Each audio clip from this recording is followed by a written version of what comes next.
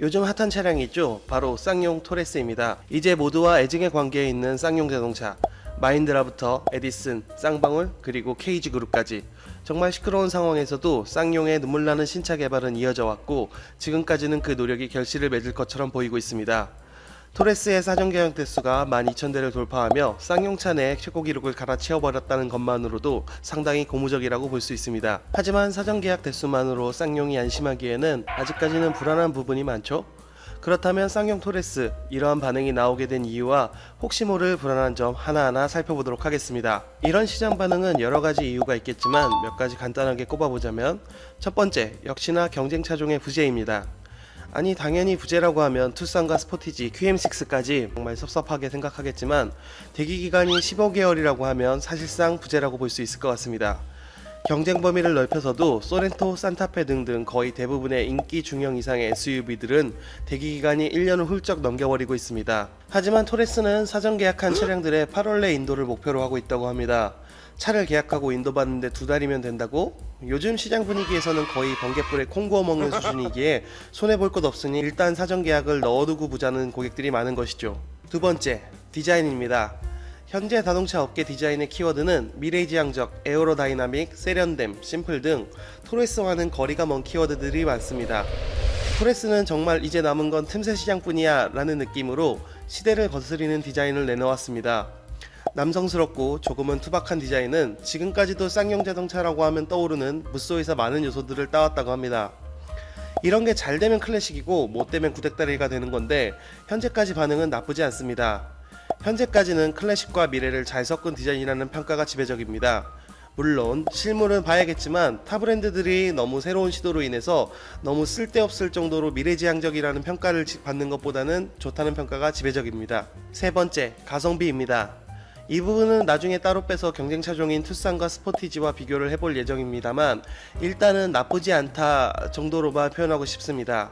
경쟁 차종에 비해서 우월한 것은 절대 아니지만 여태까지 쌍용의 행보를 봤을 때 나쁘진 않습니다. 그냥 나쁘지 않다고요.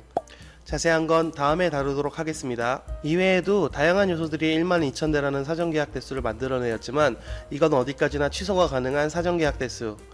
실차가 공개가 되고 실물이 생각보다 디자인이 별로고 차량에 문제가 있다면 다 지나간 추억이 될 뿐인 수치입니다.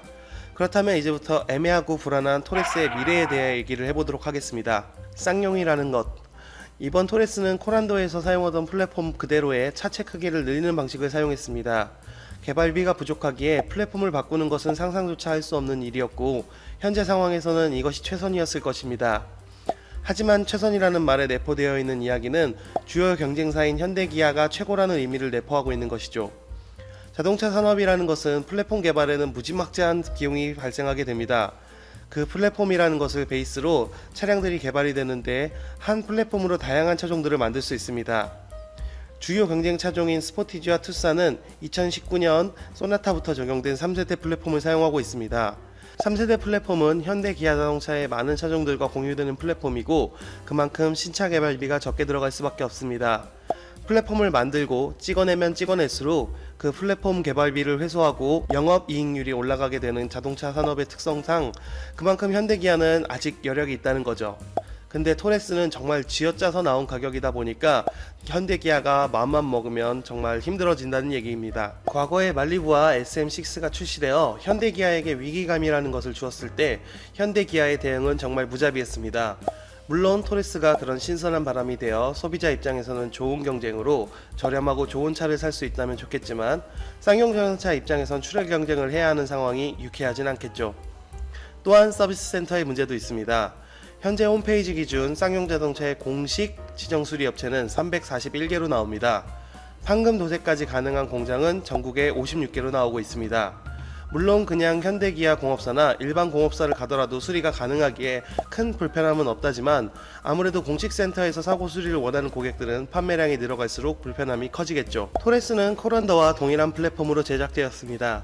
그간 계속 지적받아오던 아이신 6단 자동 변속기가 그대로 적용되었으며, 차 크기가 차이가 많이 나지만 엔진 역시 1.5 터보 엔진이 적용되었습니다. 170마력 터보 엔진이 코란도에서도 사용되던 것이다 보니 아무래도 부족하지 않냐라는 평가가 많습니다. 하지만 경쟁 차종과 비교했을 때 크게 떨어지지 않는 성능이기에 큰 문제는 없지만 어쨌든 코란도랑 같은 파워트레인이다라는 것은 부정적인 이미지가 더 클 수밖에 없습니다. 아이신 6단 자동 변속기 자체는 크게 나쁘지 않다라는 평가입니다. 하지만 쌍용에서 이를 잘 못 활용한다는 평가가 많습니다. 이번엔 좀 다르길 바라봐야겠죠? 위에서 말한 부분과 지금 말할 부분은 신차가 나와야지 정확히 판단할 수 있겠지만 실내 공간이라는 문제점이 있을 수 있을 것 같습니다. 트렁크 공간은 제법 넓어져 동급에 비해서 최고 크기를 자랑하고 있지만 그것은 결론적으로 트렁크 공간. 결국 이 정도 차급은 2열에서 실내 공간에 대한 판단이 결판납니다. 현대기아가 실내 공간 잘 뽑기로 유명하죠. 그런 현대기아의 투싼과 스포티지는 휠베이스가 2755mm 정도인데 토레스는 이보다 약 7cm 정도 짧습니다. 아직 뒷공간에 대한 정보가 부족하지만 겉으로 보이는 차량 크기에 비해서 부족해 보이는 2열 공간이라는 평가를 받으면 패밀리카로서의 입지가 줄어들 것으로 생각됩니다. 이러나 저러나 세간의 관심을 모으고 있다는 것은 위기의 쌍용에게는 기회라는 것. 무조건적으로 기회를 잡아서 선한 경쟁으로 소비자가 웃음을 지을 수 있는 상황이 되었으면 좋겠습니다. 저는 곧 토레스와 경쟁 차종의 비교 영상으로 돌아오겠습니다.